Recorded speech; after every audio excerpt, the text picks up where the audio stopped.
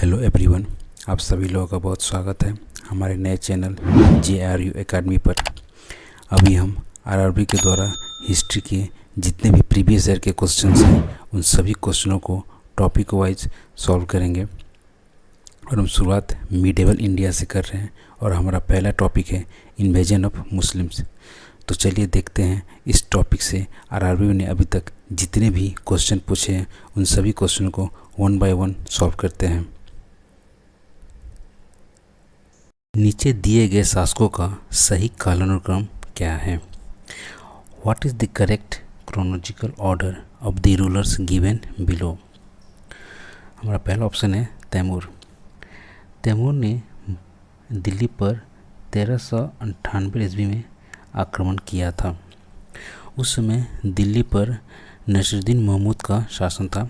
नसीरुद्दीन महमूद ये तुगलक वंश से बिलोंग करते थे। जब तैमूर लंग ने दिल्ली पर आक्रमण किया तो तैमूर लंग के डर से नसीरुद्दीन महमूद ने दिल्ली छोड़कर भाग गए। अब हम दूसरा ऑप्शन देखते हैं, महमूद गजनबी। महमूद गजनबी ने 1000 ईस्वी में पेशावर पर सर्वप्रथम अटैक किया था और इसने 1000 से 1027 ईस्वी के बीच लगभग 17 बार भारत पर आक्रमण किया था।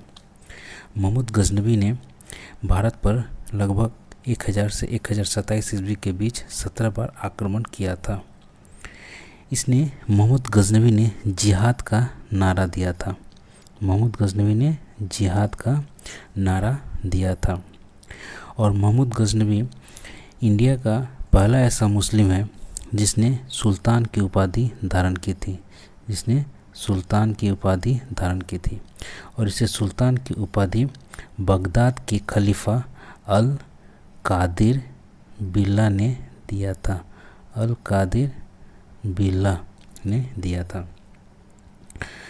महमूद गजनबी को सुल्तान की उपाधि बगदाद के खलीफा अल कादिर बिल्ला ने दिया था। अब हम नेक्स्ट ऑप्शन देखते हैं, चंगेज खां। चंगेज खां 1221 ईस्वी में जियाउद्दीन मांगबरनी का पीछा करते हुए दिल्ली आया था। चंगेज खां 1221 ईस्वी में जियाउद्दीन मांगबरनी का पीछा करते हुए दिल्ली आया था। उस समय दिल्ली पर गुलाम वंश के शासक इल्तुतमिश शासन कर रहे थे। इल्तुतमिश ने जियाउद्दीन मांगबरनी को दिल्ली में शरण देने से मना कर दिया और इस तरह से इल्तुतमिश ने दिल्ली को चंगेज खां के प्रकोप से बचा लिया। अब हम अगला ऑप्शन देखते हैं, मोहम्मद गौरी। मोहम्मद गौरी ने भारत पर सर्वप्रथम 1178 ईस्वी में गुजरात के पाटन पर आक्रमण किया था। उस समय वहाँ पर चालुक्य वंश के शासक भीम सेकेंड शासन कर रहे थे।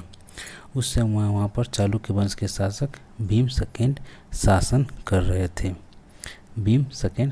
रहे थे।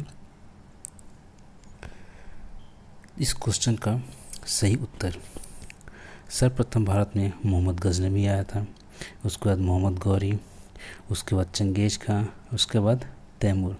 अतः इस क्वेश्चन का सही उत्तर ऑप्शन बी 2431 होगा।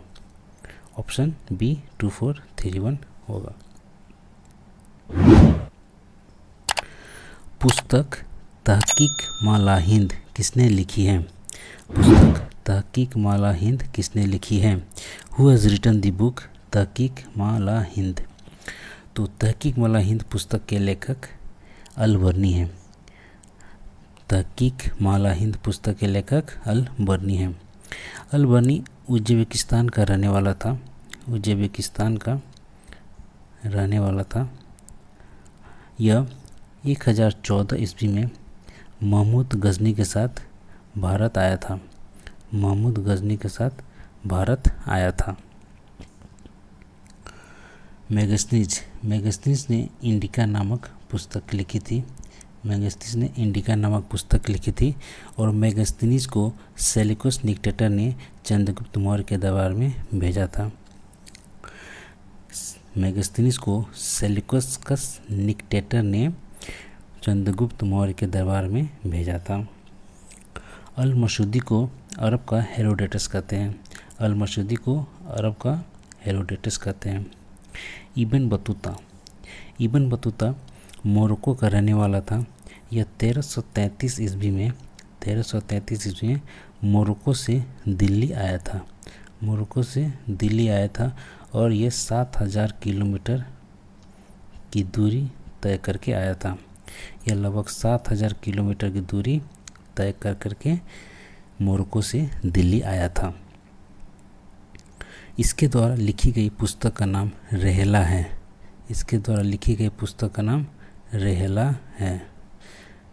इब्न बतूता के द्वारा लिखी गई पुस्तक का नाम रेहला है। अल बर्नी ने अपनी पुस्तक किताबुल हिंद किस भाषा में लिखी थी? अल बर्नी ने अपनी पुस्तक किताबुल हिंद किस भाषा में लिखी थी? In which language did Al Biruni write his book Kitabul Hind? तो अल बर्नी ने किताबुल हिंद अरबी भाषा में लिखी है। किताबुल हिंद अल बर्नी ने किस भाषा में लिखी है? तो अरबी भाषा में लिखी है। संस्कृत इंडिया का क्लासिकल लैंग्वेज है। फारसी दिल्ली सल्तनत और मुग़ल काल का ऑफिशियल लैंग्वेज था फारसी। दिल्ली सल्तनत और मुग़ल काल का ऑफिशियल लैंग्वेज फारसी था। किताबुल हिंद एक किताब जो भारत के इतिहास का उल्लेख करती है डैश डैश डैश द्वारा लिखी गई है। Kitabul Hind a book which contains the history of India refers to dash dash dash written by. तो किताबुल हिंद अल बर्नी के द्वारा लिखी गई है। अल बर्नी 1014 एडी में भारत आया था। किसके साथ? तो महमूद गजनी के साथ भारत आया था। जब महमूद गजनी ने 1014 ईस्वी में स्थानेश्वर के महादेव टेम्पल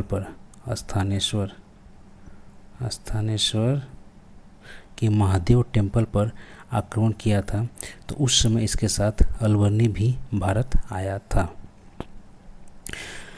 खुशवंत सिंह के द्वारा लिखी गई पुस्तक का नाम है ए ट्रेन टू पाकिस्तान, कर्मा। ये खुशवंत सिंह के द्वारा लिखी गई पुस्तक है ए ट्रेन टू पाकिस्तान और Karma. Ruskin bond A room on the roof, A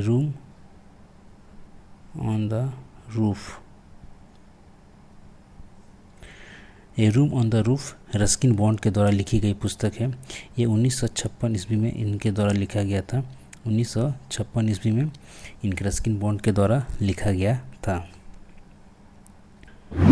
Uzbekistan का कौन सा यात्री 11वीं शताब्दी में भारत आया था? उज्बेकिस्तान का कौन सा यात्री 11वीं शताब्दी में भारत आया था? Which traveller from Uzbekistan came to India in the 11th century? तो उज्बेकिस्तान से भारत अल बर्नी आया था। ऑप्शन सी अल बर्नी आया था। और ये कब आया था? तो मोहम्मद गजनी के साथ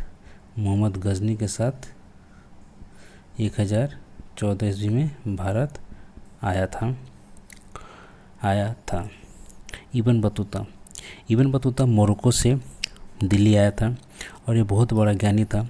मोहम्मद बिन तुगलक इसके ज्ञान से काफ़ी प्रभावित हुआ। इब्न बतूता के ज्ञान से काफ़ी प्रभावित हुआ और इसने इब्न बतूता को दिल्ली का काजी नियुक्त किया था। मोहम्मद बिन तुगलक ने इब्न बतूता को दिल्ली का काजी नियुक्त किया था। महमूद वली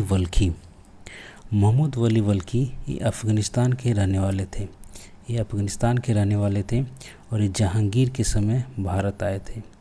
जहांगीर के समय भारत आए थे। और ये जहांगीर के समय भारत आए थे। महमूद वली वल्की अफगानिस्तान के रहने वाले थे और ये जहांगीर के समय भारत आए थे। फारसी विद्वान अल बर्नी अफगानिस्तान और भारत के हमले के दौरान किस आक्रमणकारी के साथ था? The Persian scholar Al Biruni was with which invader during the invasion of Afghanistan and India? तो अल बर्नी मोहम्मद गजनी के साथ भारत आया था। मोहम्मद गजनी के साथ भारत आया था। अभी हम लोगों ने देखा कि 1014 ईस्वी में जब मोहम्मद गजनी ने स्थानेश्वर महादेव टेम्पल पर अटैक किया था तो उस समय अल बर्नी मोहम्मद गजनी के साथ भारत आया था। तो इस क्वेश्चन का सही उत्तर ऑप्शन ए मोहम्मद गजनी होगा। अलाउद्दीन खिलजी। अलाउद्दीन खिलजी इसके समय मंगोलों का सबसे ज़्यादा आक्रमण इसी के समय हुआ था। मंगोल आक्रमण सबसे ज़्यादा अलाउद्दीन खिलजी के समय हुआ था। अलाउद्दीन खिलजी को द्वितीय सिकंदर भी कहा जाता है, सेकेंड सिकंदर भी कहा जाता है।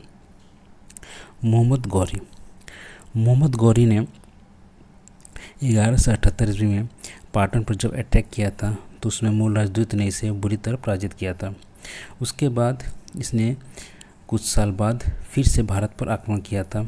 उसके बाद इसने 1191 ईस्वी में तराइन के मैदान पर पृथ्वीराज चौहान के साथ इसने युद्ध किया था। 1191 ईस्वी में इसके मोहम्मद गौरी और पृथ्वीराज चौहान के बीच युद्ध हुआ था, जिसमें पृथ्वीराज चौहान विजयी साबित हुए और मोहम्मद गौरी को हार का सामना करना पड़ा था। तराइन का प्रथम युद्ध मोहम्मद गौरी और पृथ्वीराज चौहान के बीच हुआ था, जिसमें पृथ्वीराज चौहान विजयी हुए और मोहम्मद गौरी को हार का सामना करना पड़ा था। एक साल बाद पुनः 1192 ईस्वी में मोहम्मद गौरी ने पुनः पृथ्वीराज चौहान पर आक्रमण किया और उस समय जब युद्ध हुआ तब यह युद्ध भी तराइन के मैदान में ही हुआ और इसे तराइन के द्वितीय युद्ध के नाम से जाना जाता है। और इस युद्ध में पृथ्वीराज चौहान पराजित हुए।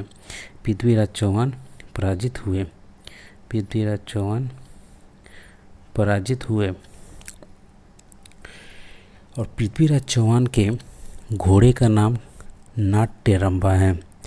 पृथ्वीराज चौहान के घोड़े का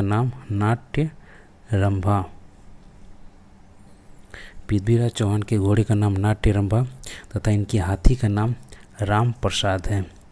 इनकी हाथी का नाम राम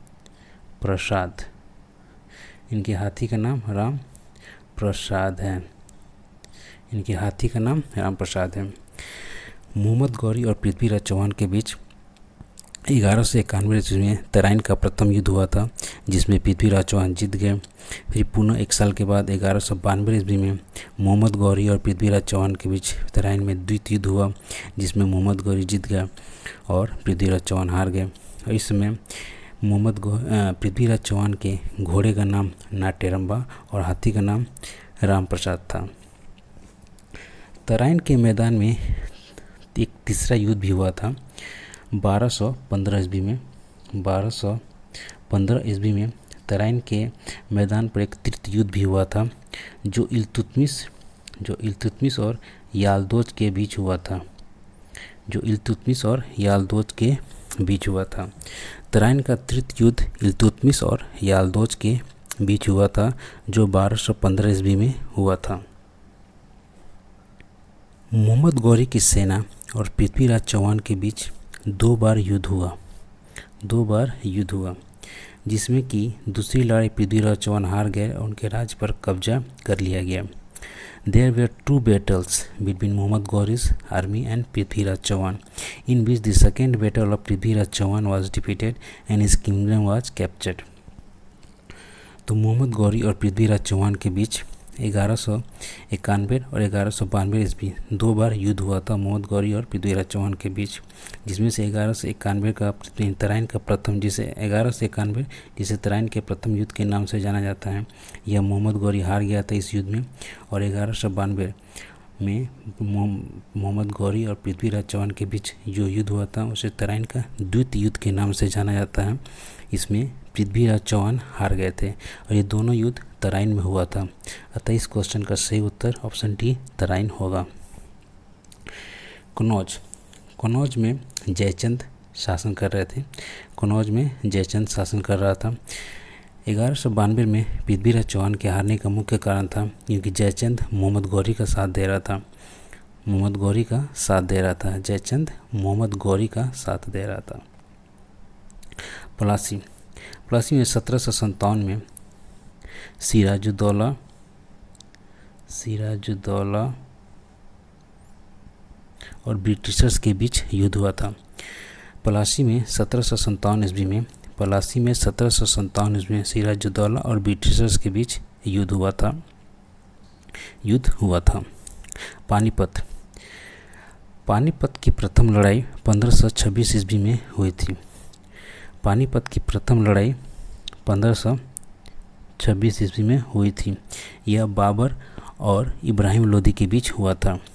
और पानीपत की दूसरी लड़ाई 1556 ईस्वी में हुआ था। यह अकबर और हेमू के बीच हुआ था। और पानीपत की तीसरी लड़ाई 1761 में हुआ था। यह अहमद शाह अब्दाली और मराठों के बीच हुआ था। पानीपत में टोटल 3 युद्ध लड़े गए थे, जिसमें से पहला युद्ध 1526 ईस्वी में हुआ था। यह बाबर और इब्राहिम लोदी के बीच हुआ था। पानीपत का द्वितीय युद्ध यह अकबर और हेमू के बीच हुआ था, जो 1556 ईस्वी में लड़ा गया। और पानीपत का तृतीय युद्ध 1761 में हुआ था, जो अहमद शाह अब्दाली और मराठों के बीच हुआ था, जिसमें से मराठों की हार हुई और अहमद शाह अब्दाली विजयी हुआ था। 1556 ईस्वी में पानीपत के द्वितीय युद्ध में अकबर को विजय मिली थी और 1526 ईस्वी पानीपत के प्रथम युद्ध में बाबर को विजय मिली थी।